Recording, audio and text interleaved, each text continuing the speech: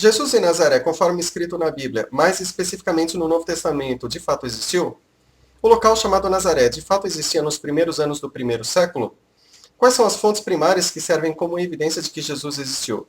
Na primeira e terceira parte deste vídeo, eu vou falar sobre como a ciência histórica faz os seus estudos e, portanto, como a ciência histórica aborda a figura de Jesus. Na segunda parte, eu vou apresentar quais são os acadêmicos doutores que eu utilizei para fundamentar esse estudo, e vou falar sobre Nazaré.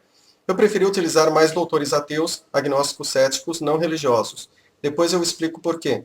Na terceira parte, eu vou mostrar quais são as fontes primárias, ou seja, quais são as fontes antigas que servem como evidência de que Jesus existiu, tais como Plínio, Tácito, Suetônio, etc. Jesus foi uma invenção baseada em divindades tais como Krishna, Horus, Osíris, Mitra, Tamuz, Apolônio, no Concílio de Nicéia. Na quarta parte eu vou comentar sobre isso, e na quinta parte eu vou comentar sobre a variação textual que há nos manuscritos da Bíblia. Primeira parte, como funciona a ciência histórica. Como sabemos, a figura de Jesus é descrita com aspectos naturais e aspectos sobrenaturais. O fato é que a ciência acadêmica não utiliza a fé em seus estudos. A questão da fé é algo pessoal. Eu, particularmente, tenho muita facilidade em acreditar em coisas sobrenaturais, mas a ciência acadêmica não considera o sobrenatural como real. No campo filosófico, entendo eu, é possível discutir isso. É devido a isso que nos estudos acadêmicos encontramos tanto doutores que abordam apenas o aspecto natural, sem comentar o aspecto sobrenatural, quanto doutores que abordam os dois aspectos, afirmando que o aspecto sobrenatural não é real, mas sim em partes linguagem figurada e em partes relatos de alucinação ou algo parecido. Para sermos bem específicos, a ciência histórica não trabalha com 100% de certeza, mas sim trabalha avaliando graus de probabilidade de que algo possa ter existido ou não. Outro ponto é que a ausência de evidência não significa evidência de ausência. É devido a isso que no meio acadêmico até o aspecto natural, isto é, até as ações e as falas sobre aspectos naturais atribuídas a Jesus, são avaliadas, e devido a isso, há estudiosos que afirmam que parte dessas falas e ações possuem uma probabilidade muito pequena de terem de fato acontecido. Obviamente que essa avaliação das probabilidades varia entre os estudiosos. Segunda parte, acadêmicos utilizados neste estudo. O Iluminismo foi um movimento intelectual europeu do século XVII e XVIII. Antes do Iluminismo, não havia estudos que investigassem Jesus como figura histórica. No século XIX, surgiram estudiosos que escreveram sobre Jesus histórico, tais como Reimarus, Strauss e Renan. No século XX, por exemplo, Schweitzer, Bultmann e Käsemann, todos abordando o aspecto sobrenatural como não real. Sempre em uma discussão acadêmica é necessário citar doutores na área e citar as fontes bibliográficas, ou seja, o nome do livro ou artigo, a data de edição, a editora e o número das páginas citadas. A maior parte deste estudo será fundamentada com citações de doutores ateus, agnósticos, céticos, não religiosos da área de história ou de área relacionada à história. É pelo fato de eu ser uma pessoa religiosa que eu decidi utilizar mais tais doutores ateus, agnósticos, céticos, a fim de tentar ser o mais imparcial possível. Muito embora eu não acredite que alguém consiga ser 100% imparcial, mas penso que é possível ser ao menos razoável. Todos os doutores a seguir afirmam que Jesus existiu. O doutor ateu Luiz Pondé afirma que Jesus existiu. Vamos ver o vídeo. Jesus Cristo existiu? É muito provável que ele existiu. Na realidade, historicamente, ninguém tem mais dúvida disso. Que existia um cara que estava ali no pacote dos apocalípticos, que alguns interpretavam como líder político guerrilheiro, que deve ter sofrido a morte na cruz, como era comum para aqueles que os romanos achavam ladrões, bandidos ou criminosos políticos de alguma forma. Agora, é evidente para mim, que não acredito nem em Deus enquanto tal, que Jesus não era Deus, nem era o Filho de Deus, nem era o Messias, ou seja, que ele não tinha nenhuma participação com nenhum nível transcendente metafísico. Então, o fato, então a gente separa assim, Jesus historicamente, não há praticamente mais nenhuma dúvida que ele tenha existido. Inclusive, tem um livro de um autor chamado David Flusser, certo? Chamado Jesus, que é um historiador judeu, que mostra lá, faz uma análise do Evangelho, mostrando absolutamente a verossimilhança de tudo que é narrado lá. O doutor ateu Leandro Carnal afirma que Jesus existiu. O doutor cético Clóvis de Barros afirma que Jesus existiu. Vamos ver o vídeo. Se há um Deus transcendente e criador, se o Deus é imanente ao universo, se o Deus é o próprio homem.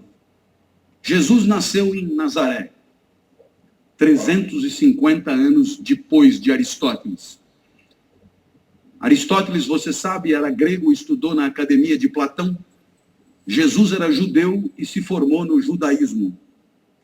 Aristóteles tornou-se um subversivo na academia. Jesus tornou-se um subversivo no judaísmo. O doutor agnóstico Dennis MacDonald afirma que Jesus existiu. Vamos ver o vídeo.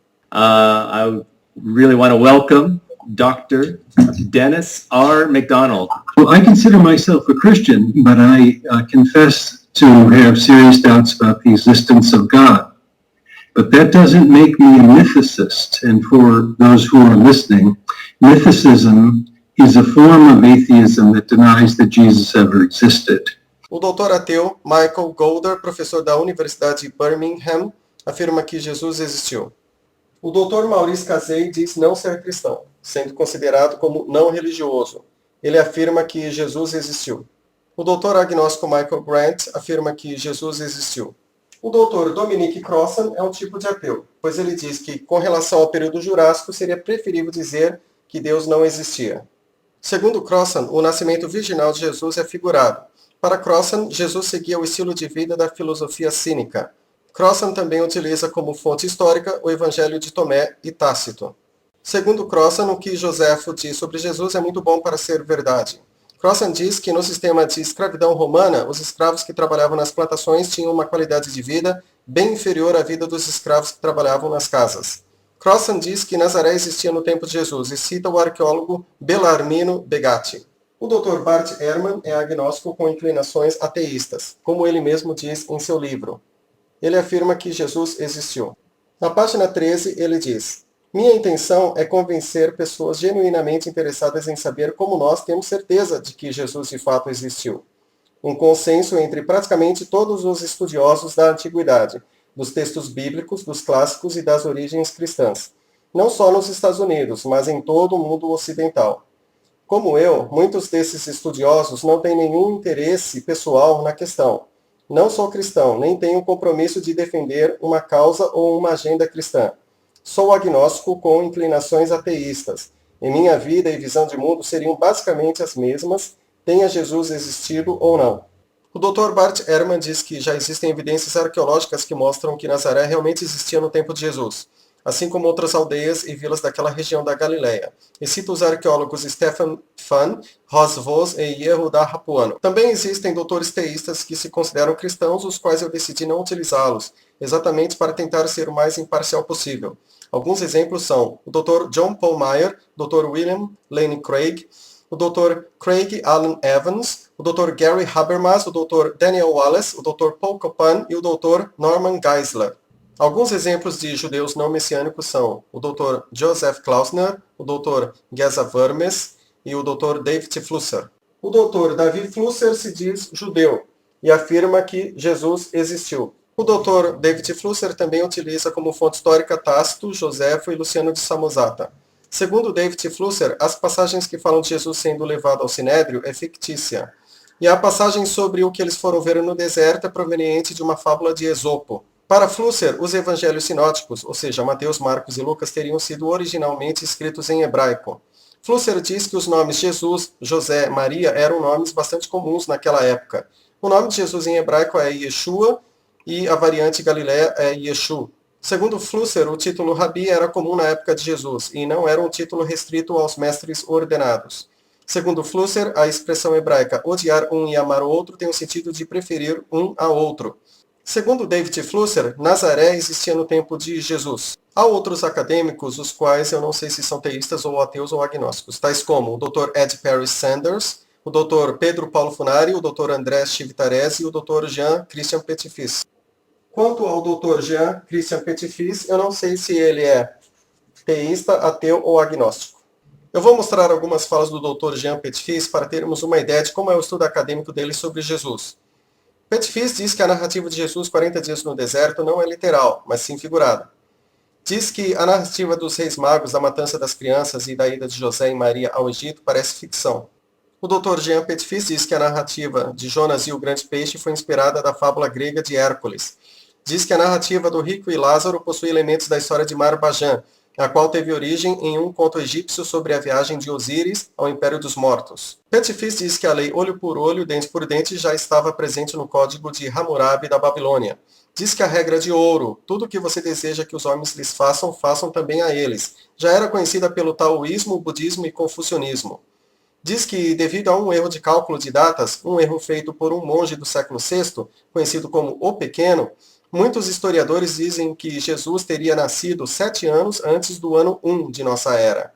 Sobre o dia e mês em que Jesus nasceu, como sabemos, a Bíblia não diz que foi 25 de dezembro. A Bíblia não menciona nem o dia nem o mês. O Dr. Jean Petitfils diz que essa data de 25 de dezembro foi adotada no ano de 354 d.C. pelo Papa Libério, a fim de cristianizar duas festas, a festa do solstício de inverno da divindade chamada de Sol Invictus, o qual era reverenciada pelo imperador Aurélio, e a festa de renascimento anual do deus hindu ariano chamado Mitra.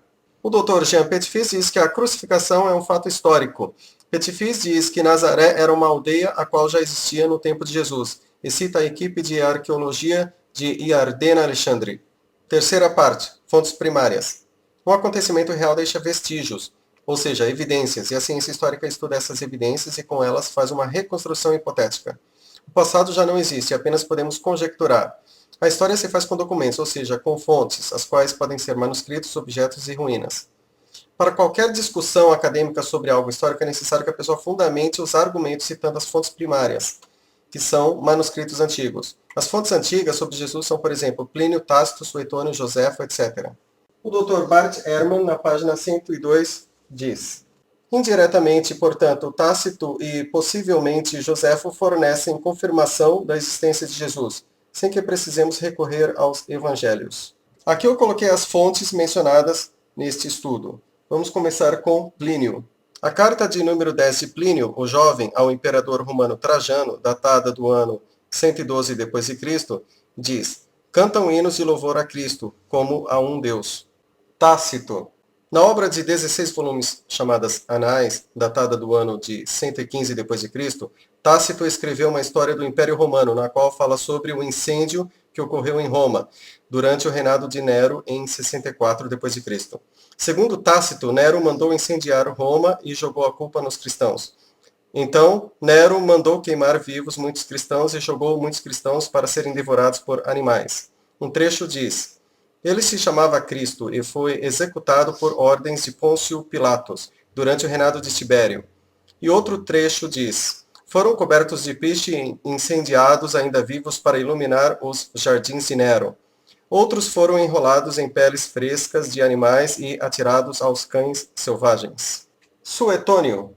Em uma biografia datada do ano de 115 d.C., que Suetônio escreveu sobre o imperador Cláudio, Suetônio diz que o imperador Cláudio havia expulsado todos os judeus de Roma por causa de um tal de Crestus. A frase diz: como os judeus se revoltavam continuamente instigados por Crestus, ele os expulsou de Roma. A dúvida que surge é a seguinte: Suetônio quis dizer Christus, mas errou a grafia escrevendo Crestus, uma vez que esse tipo de erro era bem comum? Ou será que Suetônio não se referia a Jesus Cristo, mas sim se referia a algum homem chamado Crestus, uma vez que Crestus era um nome também comum? O Dr. Bart Ehrman diz que, de qualquer forma, a certeza que Suetônio nos passa é de que existiam cristãos durante o reinado de Cláudio. Joséfo. O judeu Flávio Joséfo, em sua História dos Hebreus, datada do ano 93 d.C., menciona Jesus em 2 trechos. No livro 20 da História dos Hebreus, onde diz que o sumo sacerdote Ananos ordenou a execução ilegal de um homem chamado Tiago, que Joséfo identifica como irmão de Jesus, o qual algumas pessoas o chamavam de o Messias. Outro trecho que se encontra no livro 18 da História dos Hebreus é um trecho que possui algumas dificuldades pelo seguinte: o Dr. Bart Ehrman diz que nos melhores manuscritos de Joséfo, esse trecho afirma que Jesus era o Messias e que havia ressuscitado ao 3º dia. O Dr. Jean Petitfils diz que na versão árabe desse trecho, feita por Agapios, que era um historiador árabe cristão do século V, nessa versão é dito que talvez Jesus fosse o Messias e que eram os discípulos que diziam que Jesus havia ressuscitado. Os críticos dizem que, como Joséfo não era cristão, seria muito estranho Joséfo afirmar que Jesus fosse o Messias e que teria ressuscitado ao 3º dia. Devido a isso, há estudiosos que entendem que, embora esse trecho seja de fato de Flávio Joséfo, as partes que dizem que Jesus é o Messias e que ressuscitou ao terceiro dia teriam sido acrescentadas posteriormente por algum cristão. O Dr. Bart Ehrman comenta que Doherty, citando Ken Olson, afirma que esse trecho de Joséfo foi modificado por Eusébio de Cesareia. Mas Bart Ehrman diz que a linguagem desse trecho não se parece com Eusébio, mas sim se parece com a linguagem do próprio Joséfo. Concluindo, o Dr. Bart Ehrman diz que, mesmo não considerando a questão da ressurreição e de Jesus ter sido o Messias, de qualquer forma, vemos que Joséfo fala de um homem sábio chamado Jesus, o qual foi condenado por Pilatos e morreu numa cruz. Luciano de Samosata. O autor grego Luciano de Samosata, por volta do ano 170 d.C., na sua obra A Morte de Peregrino, referiu-se a Jesus como o sofista crucificado. A palavra sofista tinha o sentido positivo de sábio. Um trecho no capítulo 11 diz: o homem que foi empalado na Palestina por ter introduzido no mundo um novo culto. E no capítulo 13 diz: eles adoravam esse sofista crucificado e seguiam suas leis. O verbo grego utilizado no capítulo 11 desse escrito de Samosata é anaskolopizo, o qual, segundo o dicionário Smith de Antiguidades Romanas e Gregas, na página sobre cruz, diz que pode ter o sentido tanto de empalar quanto de pregar, ou seja, fixar pregos. Mara bar Serapião. A carta de Mara bar Serapião, o qual era um estoico sírio, datada entre os séculos 1 e 2 d.C., fala sobre os judeus terem crucificado o sábio rei e que, depois, o reino foi tirado deles. Manuscritos do Novo Testamento. Além dos evangelhos de Mateus, Marcos, Lucas e João, os quais estão no Novo Testamento, sendo Marcos considerado o mais antigo, datado do ano 70 d.C., Mateus e Lucas datados provavelmente do ano 85 e João datado do ano 95, o Dr. Bart Ehrman também utiliza como fonte histórica mais 3 evangelhos que não se encontram no Novo Testamento, a saber, Evangelho de Tomé, o Evangelho de Pedro e o Papiro de Egerton II. O Dr. Bart Ehrman diz que a primeira carta do apóstolo Paulo, conhecida como 1 Tessalonicenses, é normalmente datada do ano 49 d.C., e a carta aos Romanos é datada aproximadamente do ano 62 d.C. Bart Ehrman diz que existem aproximadamente 40 evangelhos, os quais foram escritos até a Idade Média, porém que não servem como fonte histórica. Detalhes sobre a origem da Bíblia, a canonização e livros que não entraram na Bíblia ficam para outro vídeo. O Dr. Bart Ehrman diz em seu livro, na página 96, há vários evangelhos subsistentes, eu citei 7, que são completamente independentes entre si, ou independentes em um número significativo de suas tradições. Todos eles comprovam a existência de Jesus. E na página 109, é um erro pensar que entre os escritos do Novo Testamento, apenas os evangelhos atestam a existência histórica de Jesus. E outra parte, na mesma página 109, até onde podemos deduzir, todos os autores do Novo Testamento tinham conhecimento do Jesus histórico. Uma possível exceção é o autor da carta de Tiago, que menciona Jesus apenas 2 vezes, de passagem. Evangelho de Tomé. O Evangelho de Tomé não se encontra no Novo Testamento. Segundo o Dr. Bart Ehrman, embora alguns estudiosos datem o Evangelho de Tomé como sendo do século I, a opinião mais aceita entre os estudiosos é que ele seja do início do século II. Evangelho de Pedro. O Evangelho de Pedro não se encontra no Novo Testamento. Segundo o Dr. Crossen, o Evangelho de Pedro é datado da metade do século II. Papiro Egerton II. O Papiro Egerton II, datado do fim do século II, também conhecido como Evangelho Egerton, e também conhecido como o Evangelho Desconhecido. São 4 fragmentos no qual podemos ler que Jesus curou leprosos. O Dr. Bart Ehrman também inclui como fontes primárias Pápias, Inácio e a primeira carta de Clemente. Na página 141, Bart Ehrman diz: nossa investigação até o momento deixa claro que os historiadores não precisam depender de apenas uma fonte, o Evangelho de Marcos, por exemplo, para saber se o Jesus histórico existiu ou não.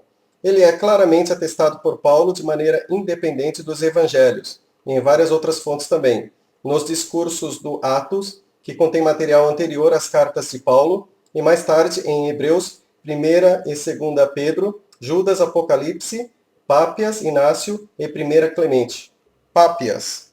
O Dr. Bart Ehrman diz que Pápias foi um líder cristão do início do século II. Os escritos de Pápias são conhecidos por meio de citações de outros escritores antigos. Pápias também é uma fonte importante para o estabelecimento da existência histórica de Jesus. Inácio. O Dr. Bart Ehrman diz que Inácio foi um bispo de Antioquia, na Síria. Inácio foi transportado para Roma e executado na arena, jogado para ser devorado por animais. Inácio escreveu 7 cartas que chegaram até nós, datadas do ano 110 d.C., as quais são um testemunho independente como evidência do Jesus histórico. Primeira Clemente. O Dr. Bart Ehrman diz que, com relação à primeira carta de Clemente, datada do ano 95 d.C., a carta em si não menciona o nome de seu autor, mas, independente disso, essa carta é um testemunho independente que serve como evidência do Jesus histórico. Objetos, ruínas.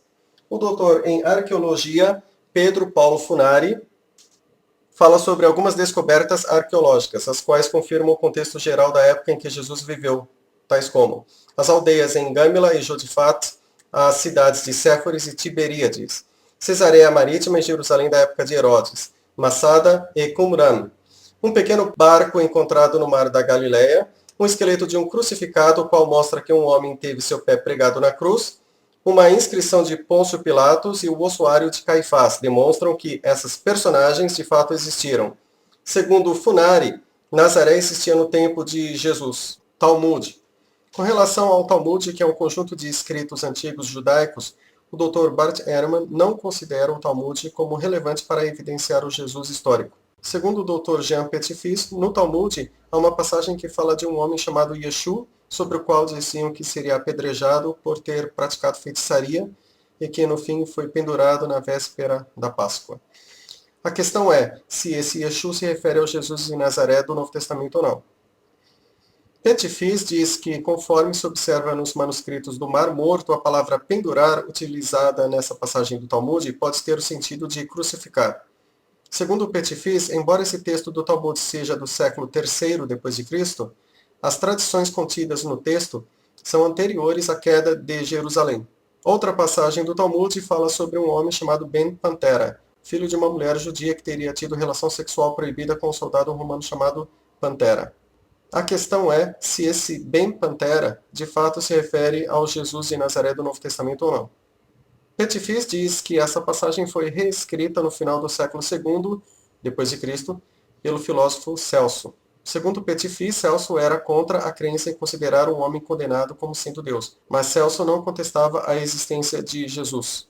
Bart Ehrman diz que, segundo os estudiosos, essa passagem parece ser um ataque sutil à tradição do nascimento virginal de Jesus, pois a palavra grega para virgem é partenos, a qual se parece com a palavra pantera. O judeu Dor Leon Attar diz que o Talmud não menciona o Jesus de Nazaré do Novo Testamento. Veja o vídeo. Primeira coisa, muitas pessoas me perguntaram, Leon, mas Yeshua Notri parece no Talmud, em escrituras judaicas. Aí eu falo, vamos analisar quem está aparecendo nas escrituras judaicas. É muito claro. Está aparecendo um tal de Yeshua Notri, que é Jesus do Nazareno, a tradução. Ele aparece, mas o acontecimento que ele está aparecendo são mais ou menos 100 anos antes do acontecimento daquele história no Novo Testamento. Agora, tem outra história no Talmud que parece um tal de filho de Pandeira, filho de Madalena, que Madalena em aramaico é cabeleireira, para deixar bem claro. É parecendo um cara que, assim, a única vez que parece Madalena, o filho de Madalena, no Talmud, é 100 anos depois do acontecimento do Novo Testamento. Então, eu posso falar com certeza que esse cara que parece no Novo Testamento não é a mesma pessoa que parece na escritura judaica. Quarta parte. Nazaré, Krishna, Horus, Osíris, Concílio de Niceia, etc. Miticistas, etc. Não podemos confundir a palavra mítico com a palavra místico. A palavra místico tem o sentido de misterioso e aparece no Catecismo Protestante de Westminster, capítulo 29, verso 1, e aparece no Catecismo da Igreja Católica Apostólica Romana, número 1416, na expressão corpo místico. Isto é a ideia de que as pessoas formam o corpo de Cristo. Já a palavra mítico é usada no sentido de narrativa não histórica. Os estudiosos sobre Jesus que afirmam que Jesus nunca existiu são conhecidos como miticistas. O Dr. Bart Ehrman comenta que o miticista Earl Doherty tem formação em estudos clássicos, sobre o qual possui um conhecimento profundo. O miticista Robert Price é um acadêmico altamente qualificado do Novo Testamento. O miticista Richard Carrier é doutor em estudos clássicos, e o miticista George Wells, embora não seja formalmente um especialista em Novo Testamento, possui um profundo conhecimento acadêmico da área. Bart Ehrman comenta que alguns miticistas, tais como Robert Price, Richard Carrier e George Wells, possuem argumentos interessantes, embora não os considere como argumentos válidos. Quanto a outros miticistas famosos, Bart Ehrman comenta que a pesquisa deles não apresenta nenhum fundamento histórico. Alguns desses miticistas são Dorothy Murdock, conhecida pelo apelido Acharya, os miticistas Timothy Freke e Peter Gandy, o miticista Frank Zindler, o qual é graduado em biologia sem qualificações em estudos da antiguidade, e o miticista Tom Harper, que é jornalista e autor do livro O Cristo Pagão.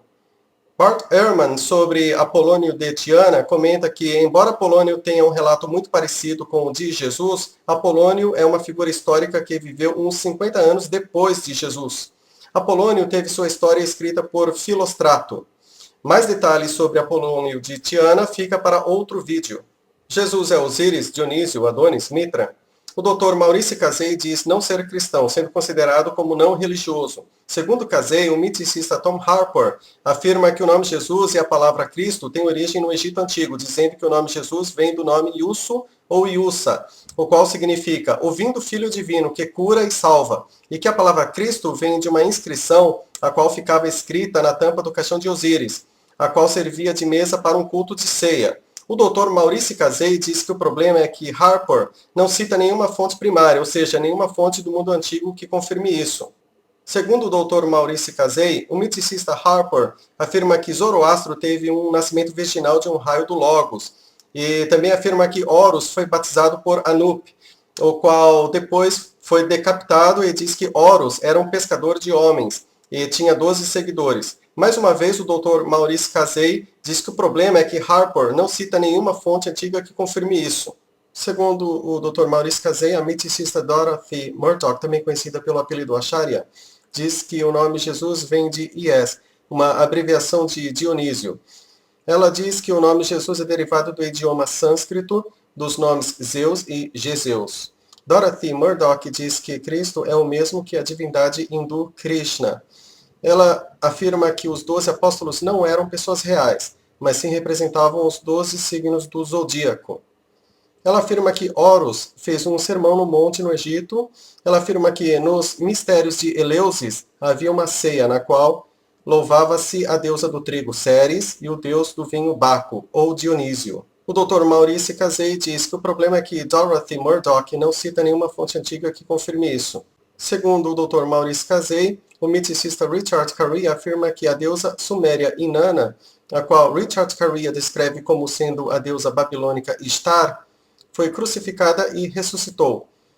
Maurice Casey diz que o problema é que Richard Carrier não cita nenhuma fonte antiga que confirme isso. O Dr. Bart Ehrman diz não ser cristão, mas sim agnóstico com inclinações ateístas. Segundo Bart Ehrman, os miticistas Timothy Freke e Peter Gandy dizem que, com relação às divindades Osíris, Dionísio, Átis, Adonis, Baco e Mitra, todas essas divindades tiveram um pai Deus, uma mãe virgem mortal, nasceram diante de 3 pastores e reis magos, transformaram água em vinho, entraram na cidade montados em um jumento e foram crucificados pelos pecados do mundo, desceram ao inferno e ressuscitaram no 3º dia. O Dr. Bart Ehrman diz que o problema é que Freke e Gandy não citam nenhuma fonte antiga que confirme isso. E diz que os historiadores sérios da antiguidade ficam escandalizados com tais afirmações, pois eles não fornecem nenhuma fonte do mundo antigo que possa ser verificada. O Dr. Jean Petit-Fils diz que a narrativa do nascimento virginal de Jesus é diferente das narrativas sobre o nascimento de Perseu, Rômulo, Horus e Krishna, pois nesses casos trata-se de teogamia, em que a divindade se materializa para ter relações sexuais. O Dr. Bart Ehrman diz que, na maioria dos casos das narrativas de homens divinos, quando o pai é um deus e a mãe é mortal, a narrativa mostra que a mulher teve relações sexuais com o ser divino. sendo diferentes da narrativa bíblica. Segundo Bart Ehrman, Nicholas Notovitch, em seu livro A Vida Desconhecida de Jesus Cristo, escreveu que Jesus era conhecido como Issa, que é a forma árabe do nome de Jesus. Notovitch fala de 2 livros em língua tibetana, nos quais é dito que Jesus esteve na Índia com 13 anos e lá aprendeu com os mestres brahmanes, mas Jesus havia desaprovado o sistema de castas e depois foi aprender com os budistas. Depois foi para a Pérsia e ensinou para os seguidores de Zoroastro. Mas Bart Ehrman diz que tais afirmações não possuem fontes primárias que confirmem isso. Segundo o Dr. Bart Ehrman, o concílio de Nicéia aconteceu no ano 325 d.C., século IV. E o ponto teológico que foi definido por esse concílio é que Cristo é da mesma substância que Deus Pai, ou seja, é uma forma de dizer que Cristo é Deus. Bart Ehrman diz que dos 318 bispos, apenas 20 discordaram, mas o imperador Constantino forçou 17 bispos a concordarem. Segundo Bart Ehrman, no Novo Testamento existem trechos que se referem a tradições muito antigas, conhecidas como tradições pré-literárias de hinos e credos. E essas tradições mostram uma crença num Jesus ressuscitado e divino. Exemplos dessas tradições antigas são Romanos 1, Atos 13, Atos 2, Atos 5, Filipenses 2, 1 Coríntios 8, João 1 e talvez Colossenses 1. Mais detalhes sobre o Concílio de Nicéia e sobre Jesus divino fica para outros vídeos. O Dr. Bart Ehrman diz que, embora no ano de 331 d.C., século IV, o imperador Constantino tivesse mandado o bispo Eusébio de Cesareia a fazer 50 cópias da Bíblia, existem muitos fragmentos de manuscritos do Novo Testamento anteriores ao século IV, que são datados do século II e III. Bart Ehrman diz que os evangelhos foram escritos no final do século I, cerca do ano 35 e 65, depois da morte de Jesus. E diz que existe prova material disso. Dr. Bart Ehrman diz que o imperador Constantino tornou o cristianismo uma religião legalizada, mas só foi com Teodósio que o cristianismo se tornou religião oficial. Quinta parte, variantes textuais. O texto da Bíblia é proveniente de manuscritos antigos. O Dr. Wilson Paroski, o qual se reconhece como cristão, explica que não existem manuscritos originais da Bíblia, mas sim o que existem são cópias de cópias. O Dr. Bart Ehrman explica que, quanto ao Novo Testamento, atualmente existem catalogados 5.700 manuscritos gregos. O Dr. Jean Petit-Fils diz que existem mais fontes históricas sobre Jesus do que sobre Sócrates, Pitágoras, Alexandre o Grande e a maior parte dos imperadores romanos. Petit-Fils diz que existem 800 manuscritos gregos do Novo Testamento que datam do século II ao século IV. O papiro 457 contém alguns versículos de João e é datado do ano 125 d.C. O papiro 66 contém quase todo o texto completo de João e data do ano 170 a 200 d.C. O Códice Sinaítico e o Códice Vaticano são completos e são datados do século IV. O Códice Alexandrino e o Códice Besais são completos e são datados do século V. O Dr. Petit-Fils comenta que, comparando com outras figuras históricas, 6 séculos separam Virgílio dos mais antigos manuscritos, 13 séculos separam Platão e 16 séculos separam Eurípides. O Dr. Maurice Casey comenta que o historiador grego Tucídides morreu no ano 395 a.C. e que o manuscrito mais antigo sobre Tucídides é um fragmento datado do 3º século depois de Cristo, e que os manuscritos completos mais antigos de Tucídides datam do século X depois de Cristo. O Dr. Bart Ehrman afirma que, comparando as cópias de um mesmo texto bíblico, percebe-se que as cópias possuem diferenças textuais, ou seja, existem variantes textuais, e devido a isso os estudiosos precisam fazer uma reconstrução textual.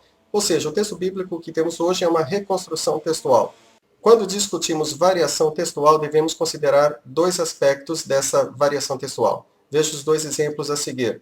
Imagine 2 textos, um sendo cópia do outro, contendo quase as mesmas palavras, mas que por causa de umas 3 palavras diferentes, o sentido do texto copiado fica bem diferente do texto original. Nesse caso, a variação textual de palavras é pequena, mas a variação textual de sentido é grande.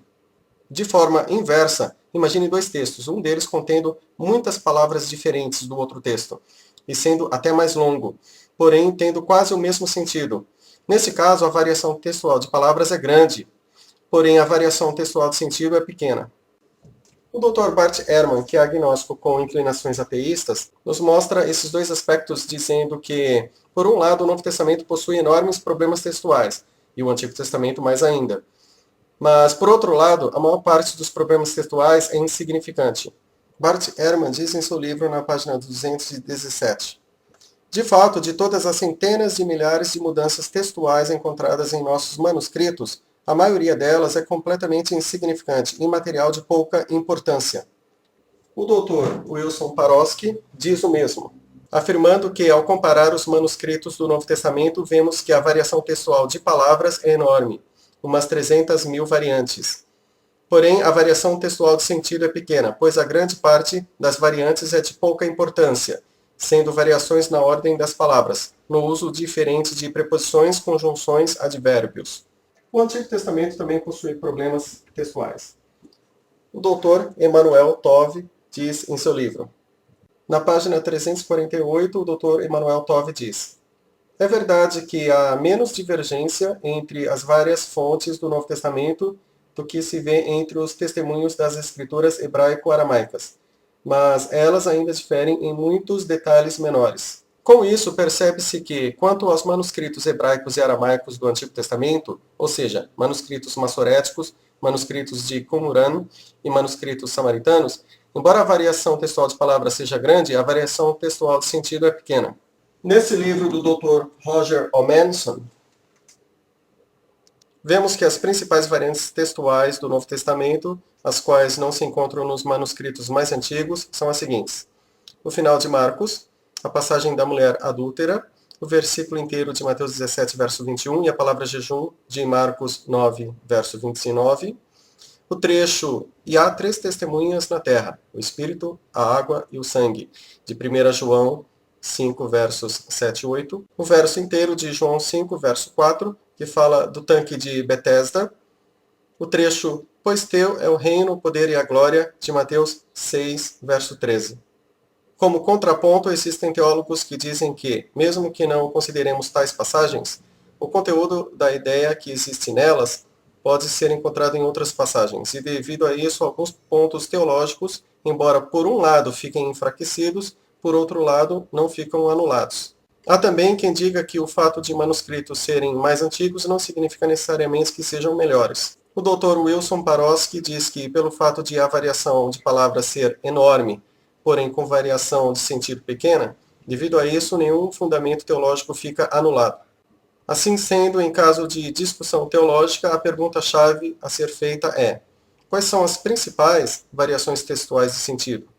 Mais detalhes sobre variantes textuais fica para outro vídeo. Sobre Mateus 28, verso 19, que traz o trecho em nome do Pai, e do Filho e do Santo Espírito, eu vou comentar em outro vídeo. Conclusão. Devemos separar fé de pesquisa científica acadêmica. Em questão de fé, eu tenho muita facilidade em acreditar no sobrenatural, mas isso é fé, e isso é algo pessoal. Cientificamente falando, eu entendo que não é possível provar nem que o sobrenatural exista, nem que o sobrenatural não exista. Cientificamente, academicamente, para sermos bem específicos, não há como afirmar com 100% de certeza de que Jesus existiu. Para sermos bem específicos, o que se pode fazer é dizer que a probabilidade de que Jesus existiu é alta. Quanto à análise do conteúdo textual da Bíblia, devemos diferenciar o seguinte: uma coisa é aquilo que o texto diz, e outra coisa é a interpretação que cada pessoa tem do texto. Para finalizar, tente responder, por gentileza, pensando de uma forma científica, sem brincadeiras, as 6 perguntas seguintes. Primeiro, cientificamente falando, você descarta a possibilidade de que exista consciência após a morte? 2. Você descarta a possibilidade de que fora da Terra exista vida bem mais inteligente do que nós, 50 vezes, 100 vezes mais inteligentes do que nós? 3. Você descarta a possibilidade de que nossa ciência consiga no futuro desenvolver viagem para o passado? Será que já não fomos visitados ou será que já não deixaram para nós alguma mensagem? 4. Você descarta a possibilidade de que levitação de fato exista? 5. Você descarta a possibilidade de que no futuro possa haver clonagem de pessoas falecidas há dezenas ou centenas de anos? Você descarta a possibilidade de que as memórias dessas pessoas possam ser recuperadas? 6. Você descarta a possibilidade de que no futuro a nossa ciência possa desenvolver teletransporte de seres humanos? Eu penso que muita coisa que as pessoas dizem ser milagre é falcatrua, ilusionismo, efeito placebo, sugestionamento, mas eu acredito que milagre legítimo existe, porém seria exceção. Eu estou usando o termo milagre não com o sentido de a vida é um milagre ou respirar é um milagre, mas sim com o sentido de algo estranho que a ciência não consegue decifrar. Será que aquilo que as pessoas entendem como sobrenatural legítimo é algo que não segue as leis da física? Ou seria algo que segue as leis da física, porém tão complexo que a nossa ciência não consegue decifrar? Caso queira este estudo por escrito, acesse o meu site www.jesushistórico.comunidades.net. Muito obrigado.